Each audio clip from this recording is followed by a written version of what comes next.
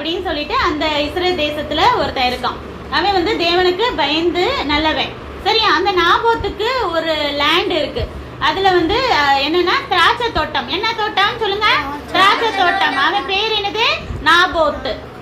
அப்போ ஆகாப் ராஜா இந்த கெட்டவன் ஆயிட்டான்னு சொன்னேன்ல, அந்த ராஜா வந்து சொல்றாரு, அவனை கூப்பிட்டு என் லேண்டுக்கு பக்கத்துல தான், என் அரண்மனைக்கு பக்கத்துல தான் உன் லேண்ட் இருக்கு, அந்த சின்ன லேண்டை வந்து எனக்கு கொடு, நான் அதுக்கு பதிலா உனக்கு வேற எங்கேயாவது இருக்க ஒரு நல்ல திராட்சை தோட்டத்தை கொடுக்குறேன், இல்லாட்டி அதுக்கு நீ காசு வாங்கினாலும் வாங்கிக்கோ, நான் அதுல வந்து என்ன செய்ய போறேன், ஒரு கீரை தோட்டம் போட போறேன் அப்படின்னு சொல்றாரு. அப்ப நாபோத்து என்ன சொல்றாருன்னா, இல்ல அது என் பேரண்ட்ஸ் கொடுத்தது, எங்க முன்னோர்கள் கொடுத்தது, எங்க பாட்டி தாத்தா எங்க அம்மா அப்பா ஞாபகார்த்தமா நான் அதை தான் வச்சிருக்கேன், நான் அதை தரமாட்டேன்னு சொல்றாரு. இது சாதாரண விஷயம்தான். ஏன்னா அவனோட லேண்டை கேட்கறாரு, அவனுக்கு அது வந்து பிடிக்கும், எங்க அம்மா அப்பா ஞாபகார்த்தமா வச்சுக்கிறேன்னு சொல்றதுக்கு அவனுக்கு உரிமை இருக்கு.